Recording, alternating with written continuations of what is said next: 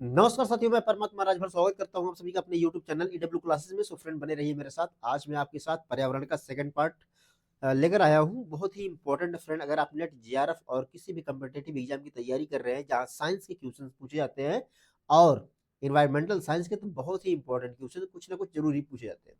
तो बने रहिए मेरे साथ। मैं आपका ज्यादा टाइम वेस्ट ना करते हुए टॉपिक पे ले चलता हूँ, क्योंकि मैंने देखा है फ्रेंड्स, मैंने देखा है कि बहुत सारे ऐसे एग्जाम से, पिछली बार मैंने जो पेपर दिया उसमें कई एग्जाम्स में पूछे गए। तो याद रखिए, मोटी मोटा बताऊंगा, बहुत डिटेल से नहीं बताऊंगा आपको। मैं सेलेक्टिव चीज बताऊंगा, और वो चीजें होंगी क्या कि ये मैं नोट से बता रहा हूँ, जो टॉपर्स की नोट्स है, जो मैंने नोट्स बनाया है, जो और सारे कोचिंग्स के नोट्स हैं आपको दिखाऊं मैं। मेरे पास बहुत सारे नोट्स हैं, ऐसे से कम 50 नोट्स ऐसे हैं फ्रेंड। ऐसे नोट्स में बता रहा हूँ आपको, ऐसा नहीं कि फर्जी बताऊंगा मैं।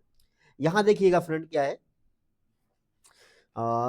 पेन सेलेक्ट नहीं हुआ मेरा, एक मिनट।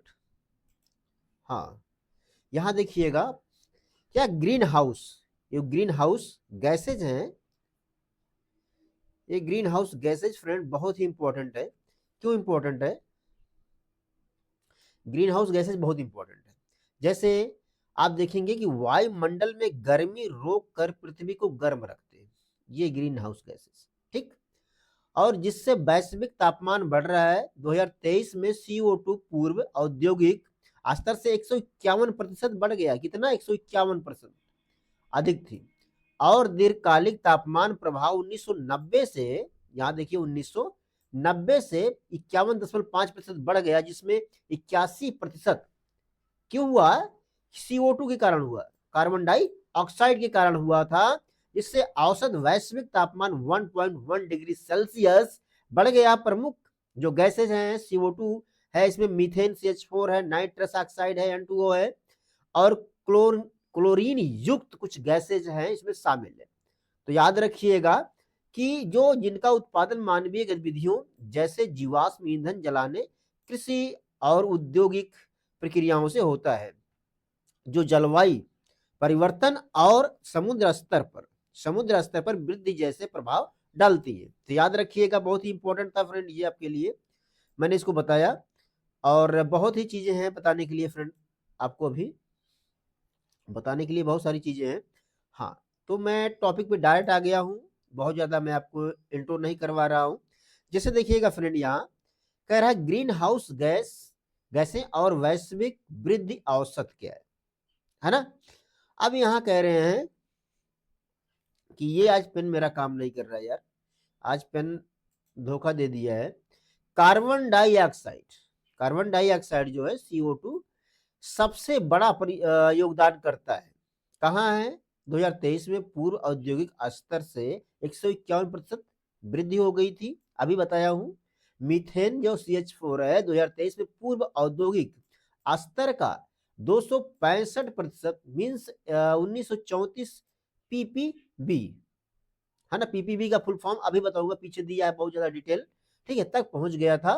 और नाइट्रस ऑक्साइड N2O मानवीय गतिविधियों से 40% अधिक उत्सर्जन हुआ।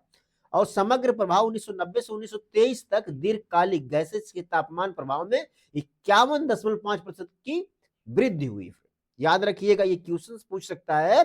मुख्य ग्रीन हाउस गैस में संक्षिप्त क्या बता रहा है? अब CO2 है जीवाश्म ईंधन जलाने वनों की कटाई से। जो देखिएगा CO2 कैसे होता है, अगर कोई पूछ लिया CO2 कैसे उत्पन्न होता है, तो CO2 के लिए हम क्या करेंगे, क्या करेंगे भैया? मुख्य ग्रीन हाउस गैस से संक्षिप्त में बता रहा हूं, क्या है? CO2 कार्बन डाइऑक्साइड जीवाश्म ईंधन जलाने वनों की कटाई से होता है। मीथेन CH4 कृषि पशुधन उर्वरक अपशिष्ट प्राकृतिक गैस से होता है। नाइट्रस ऑक्साइड N2O कृषि उर्वरक औद्योगिक प्रक्रियाएं जीवाश्म ईंधन आदि से होता है। अब क्लोरीन युक्त गैसेज क्या है? HFCS है ना, HFCS and PFCS, refrigerant and solvent.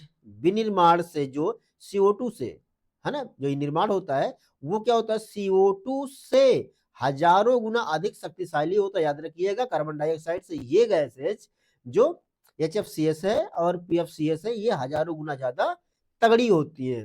किससे? CO2 से। याद रखिएगा, इंपॉर्टेंट फ्रेंड। चलिएगा आगे चलते हम लोग। हाँ, यहाँ क्या कह रहे हैं मास्टर, देखिएगा चार्ट का सार, एक चार्ट मैंने बनाया था, काफी लंबा था तो इसलिए मैंने चार्ट को यहाँ नहीं दर्शाया। CO2 सांद्रता में सबसे बड़ी वृद्धि लगभग 50% से अधिक हुई, जो वैश्विक तापमान वृद्धि लगभग 1.1 डिग्री सेल्सियस के लिए मुख्य रूप से जिम्मेदार है। जो किसके लिए जिम्मेदार है? 1.1 सेल्सियस डिग्री तापमान में वैश्विक लेवल की बात हो रही है फ्रेंड, याद रखिएगा। और मीथेन ने भी नाटकीय वृद्धि 250% से अधिक दिखाई है। जो मीथेन है उसमें कितना वृद्धि हुआ? 250% वृद्धि हुई, जो वैश्विक तापमान में महत्वपूर्ण योगदान दे रही है।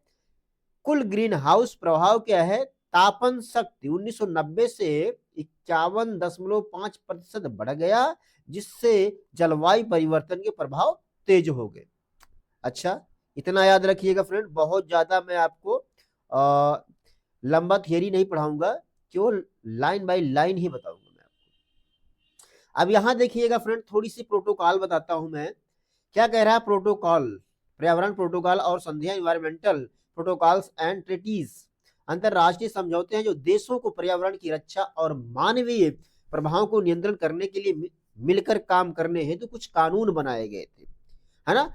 और इसमें लोगों को या देशों को बाध्य किया गया था कि आप अपने यहाँ ऐसे गैसेस का उत्सर्जन से बचाव करिए, आप इससे बचिए, और ऐसा ना हो कहीं कि आगे चलकर हमारी पृथ्वी रहने के ही लायक ना रह जाए, क्योंकि जब इतनी गर्मी बढ़ जाएगी तो पृथ्वी पर जीवन संभव नहीं है। तो आशा करता हूं इतना समझ में आया होगा। आगे चलते हैं फ्रेंड, है ना, आगे चलते हैं हम लोग। हाँ, यहां बताऊंगा फ्रेंड मैं आपको क्या, कि प्रमुख पर्यावरण प्रोटोकॉल और संधियां। कौन सा प्रमुख है? Kyoto protocol. ये जरूर पूछता है यार, जरूर पूछेगा, इसको याद रखिए, कहीं ना कहीं जरूर पूछता है। क्योटो प्रोटोकॉल क्या है? ग्रीन हाउस गैस उत्सर्जन CO2 मीथेन। CO2 क्या है? कार्बन डाइऑक्साइड, मीथेन आदि को कम करने के लिए 1997 में अपनाया गया था। याद रखिए, कब अपनाया गया था? 1997 में अपनाया गया था, जो विकसित देशों के लिए उत्सर्जन में कमी के क्षय निर्धारण करता है। और दूसरा देखेंगे क्या है फ्रेंड, दूसरा है मॉन्ट्रियल प्रोटोकॉल। मॉन्ट्रियल प्रोटोकॉल क्या है? ये ओजोन परत को नुकसान पहुंचाने वाले पदार्थों CFCs के उपाय को चरणबद्ध तरीके से समाप्त करने के लिए 1987 में हुआ था। याद रखिएगा फ्रेंड, ये बहुत ही इंपॉर्टेंट है। ओके, अगला देखते हैं पेरिस समझौता। याद रखिएगा फ्रेंड, पेरिस समझौता कब हुआ था? 2015 में हुआ था। आगे चल के भी डेट बताता हूं पूरा, है ना, ये कंफर्म हो जाएगा। 2015 में वैश्विक तापमान वृद्धि को पूर्व औद्योगिक स्तर से 2 डिग्री सेल्सियस या उससे कम, मीन्स 1.5 डिग्री सेल्सियस तक सीमित करने के लिए सभी देशों के लिए बाध्यकारी, है ना, साबित हुआ। अर्थात आप कह सकते हैं प्रतिबद्ध किया गया। तो मेरा ये पेन है ना, थोड़ा सा यार आज कुछ धोखा दे रहा है मेरे साथ। अच्छा, तो याद रखिएगा अगला क्या है? अगला है रामसर कन्वेंशन। रामसर कन्वेंशन समझौता हुआ था फ्रेंड। ये क्या होता है? आर्द्रभूमियों, वेटलैंड। वेटलैंड का मतलब जो गीले स्थान है, जहां हमेशा ठंडी रहती है, बर्फ रहता है, पानी रहता है, ऐसे स्थानों के लिए क्या कह रहे हैं?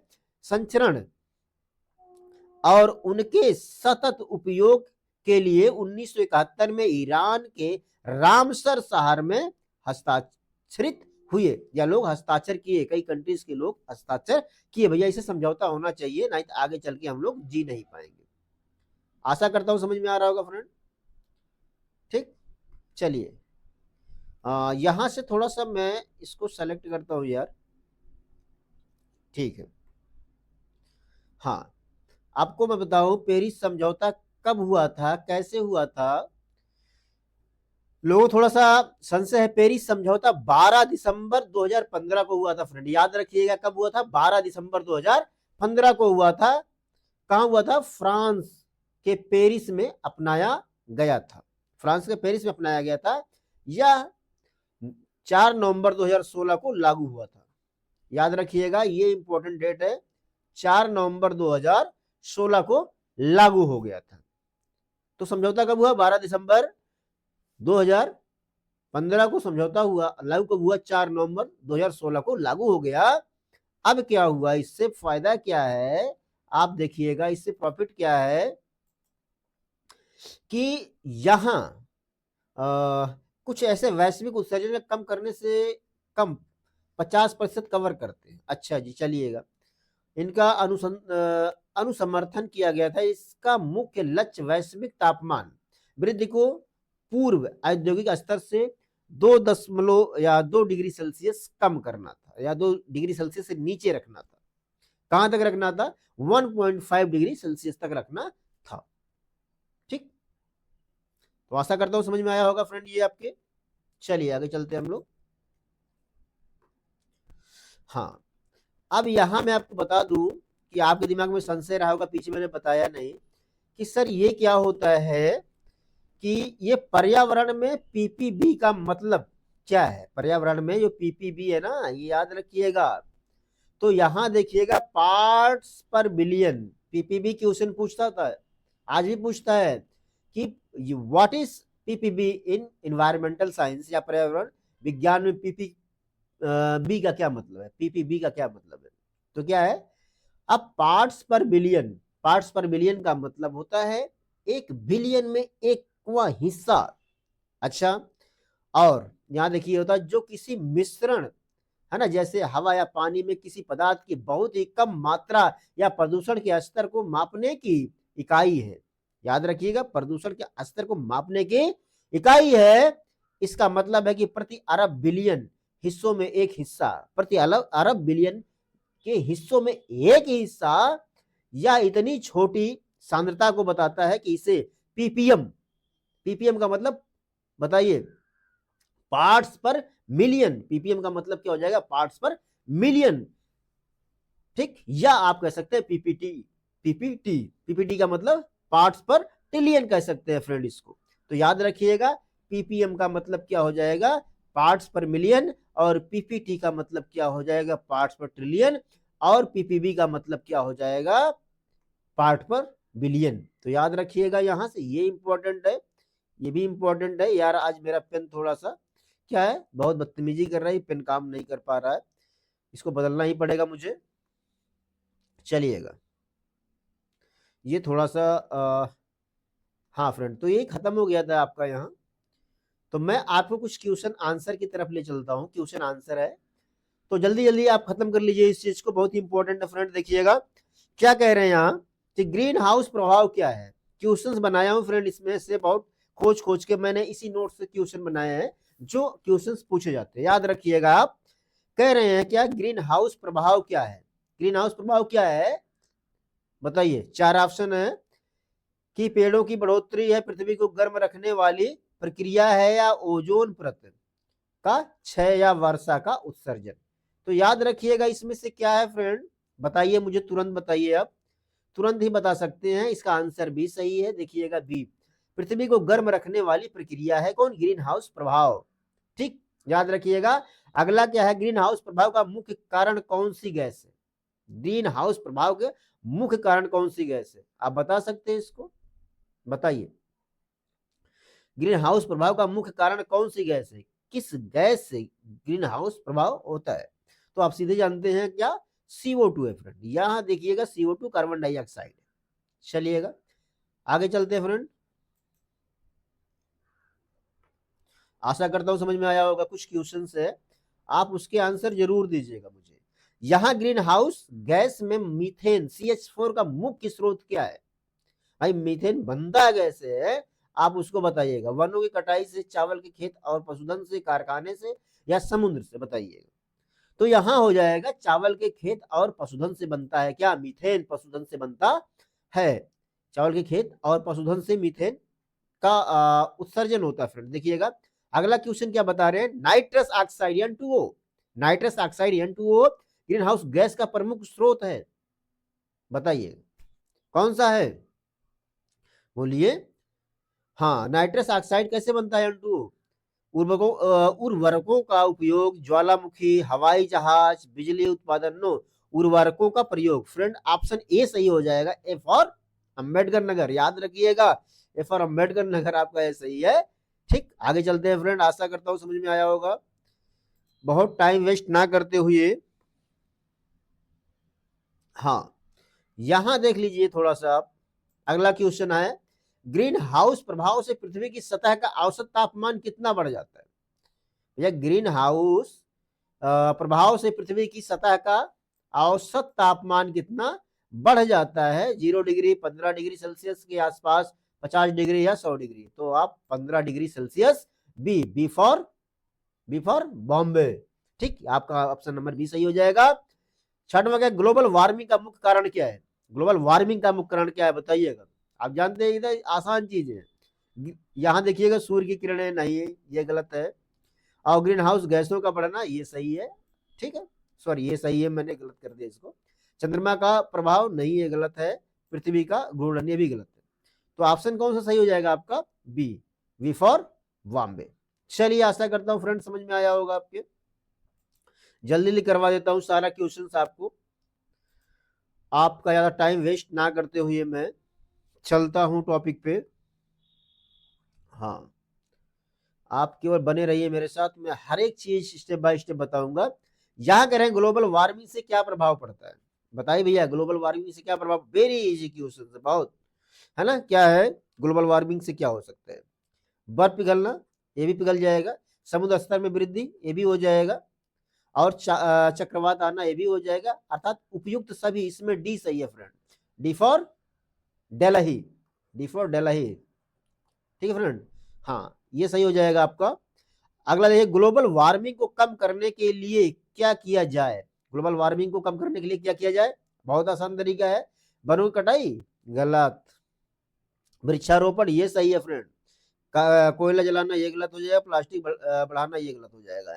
तो आप वृक्षारोपण करेंगे। बहुत ही आसान क्वेश्चन था फ्रेंड ये, मुझे आशा कि आपको समझ में आ गया होगा।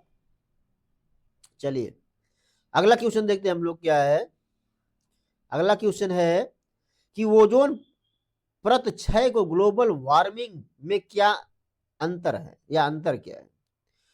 यहां फिर से देखिए, क्वेश्चन थोड़ा सा अटपटा टाइप लग रहा है कि ओजोन परत क्षय और ग्लोबल वार्मिंग में क्या अंतर है।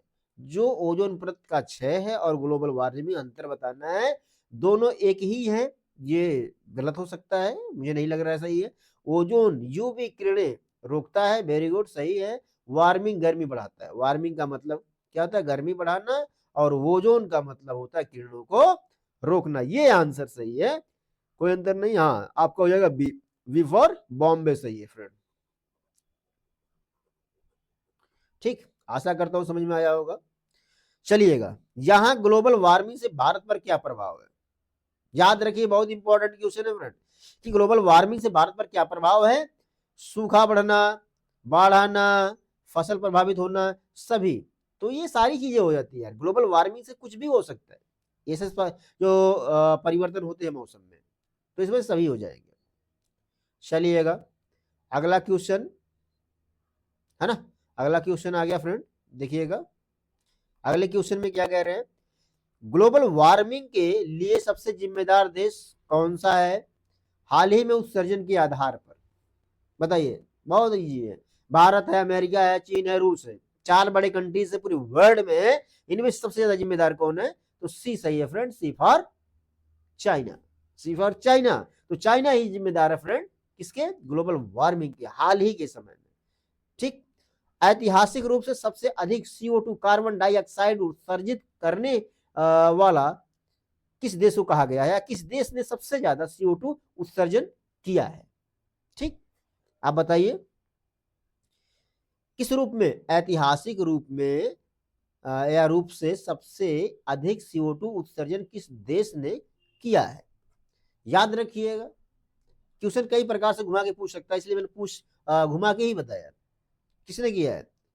यहाँ देखिएगा, चीन, भारत, संयुक्त राज्य अमेरिका, जापान। तो यहाँ आंसर हो जाएगा friend America, C for Chennai.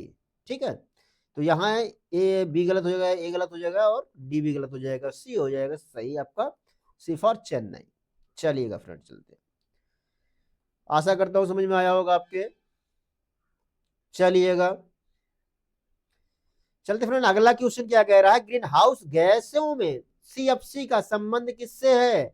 बहुत ही इंपॉर्टेंट क्वेश्चन है, ये क्वेश्चन पूछा था, ये क्वेश्चन पूछा था मैं सोच सेकंड सेकंड पाली में पूछा था ये क्वेश्चन, है ना। सीएफसी का संबंध किससे है? रेफ्रिजरेटर, कारें, पेड़, पानी, किससे भाई बताओ? तो सीएफसी का संबंध है किससे? रेफ्रिजरेटर से। A for Ambedkar Nagar, Ambedkar Nagar. ठीक फ्रेंड, ये सही हो जाएगा आपका। अब क्योटो प्रोटोकॉल का उद्देश्य क्या था? बहुत आसान सवाल है, आप तुरंत कर सकते हैं इस चीज को। ग्रीन हाउस गैस कम करना। क्या था? ग्रीन हाउस गैस कम करना, व्यापार बढ़ाना, युद्ध रोकना, शिक्षा देना। तो सीधी सी बात है कि ग्रीन हाउस गैसेस को कम करना था। क्योटो प्रोटोकॉल का मतलब ग्रीन हाउस गैसों को भैया कम करिए, अदरवाइज पृथ्वी रहने लायक नहीं रहेगी। चलिएगा अगला क्वेश्चन। अगले क्वेश्चन में क्या कह रहे हैं? पेरिस समझौते में कितने देश शामिल हैं? ये इंपॉर्टेंट है, ये भी पूछ सकता है कि पेरिस समझौते में कितने देश शामिल है फ्रेंड। 10 है, 50 है, 196 है, 100 है। तो आंसर आपका सही हो जाएगा क्या? सी फॉर चेन्नई। मैं ज्यादा टाइम वेस्ट नहीं करता हूं, आपका टाइम वेस्ट नहीं होगा, मैं रिवाइज करवा रहा हूं फ्रेंड, आप रिवाइज करते रहिएगा। और क्वेश्चन नंबर 16 है, ग्लोबल वार्मिंग से ध्रुवीय भालू प्रभावित क्यों है? जो ग्लोबल वार्मिंग हो रहा है तो ध्रुवीय भालू क्यों प्रभावित हो रहे हैं इससे? क्यों हो रहे हैं? बर्फ पिघलना, हाँ ये भी सही है। भोजन कम होना, बर्फ पिघलेगा तो मछलियां इधर उधर चली जाएंगी, नहीं आएंगी, है ना, नहीं मिलेंगी उनको दोनों। हाँ तो ये दोनों सही है, तो ये भी सी सही है, सी फॉर चेन्नई फ्रेंड। कोई नहीं, ये गलत हो जाएगा आपका, तो आंसर सी सही हो जाएगा फ्रेंड, सी फॉर चेन्नई। चलिए आगे चलते हैं हम लोग, अगला क्वेश्चन देखते हैं हम लोग क्या है अगले क्वेश्चन में। क्या बता रहे हैं? 17, भारत का CO2 उत्सर्जन रैंक क्या है? बताइएगा, भारत का CO2 उत्सर्जन रैंक क्या है? ये बहुत ही इंपॉर्टेंट क्वेश्चन है फ्रेंड, ये आ भी सकता है। CO2 उत्सर्जन रैंक बता सकते हैं आप, फर्स्ट, सेकंड, थर्ड, 10th। तो भारत का CO2 उत्सर्जन रैंक 3 है फ्रेंड, है ना। CO2 कार्बन डाइऑक्साइड जो उत्सर्जन करने वाला तीसरा स्थान रखता है भारत। अच्छा, उसे रैंक दिया गया, सॉरी। जलवायु परिवर्तन पर IPCC क्या है? बहुत ही आसान क्वेश्चन है फ्रेंड, बहुत ही आसान क्वेश्चन है कि जलवायु परिवर्तन पर IPCC क्या है, इसे बताइएगा। अंतरराष्ट्रीय पैनल, ठीक है, भारतीय पैनल नहीं, कंपनी, खेल नहीं। तो इसमें आप समझ जाएंगे, ए फॉर अंबेडकर नगर, आपका आंसर ए सही हो जाएगा, ए फॉर अंबेडकर नगर। ठीक फ्रेंड, आशा करता हूं समझ में आ रहा होगा आपके, मजा आएगा मेरे साथ, आप टिकिएगा, रुकिएगा। तो सारे क्वेश्चन को मैं बिना किसी प्रॉब्लम के बताऊंगा। आइए क्या कह रहे हैं, ग्रीन हाउस प्रभाव प्राकृतिक है या मानवीय? बता सकते हैं आप, बहुत ही टिपिकल क्वेश्चन है क्या कि ग्रीन हाउस प्राकृतिक गैस, सॉरी ग्रीन हाउस प्रभाव प्राकृतिक है या मानवीय प्रभाव है? तो क्या बताएंगे आप? केवल प्राकृतिक, केवल मानवीय, कोई नहीं। इसे फ्रेंड दोनों है, क्या है, प्राकृतिक है और मानवीय दोनों है। ठीक, आशा करता हूं समझ में आया होगा। ग्लोबल वार्मिंग रोकने के लिए न्यूएबल एनर्जी का महत्व क्या है? रिन्यूएबल, सॉरी रिन्यूएबल कह सकते हैं आप, थोड़ा सा, हाँ रिन्यूएबल, जिसे रिन्यूअल किया जा सके, उसका महत्व क्या है?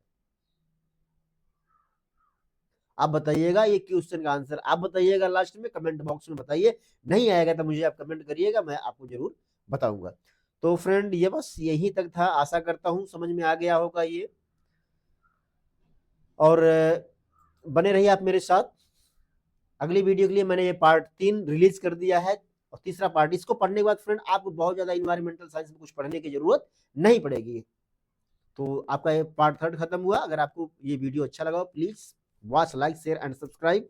Don't try to forget support me, okay. मिलते हैं किसी और नेक्स्ट सेशन में, तब तक के लिए नमस्कार।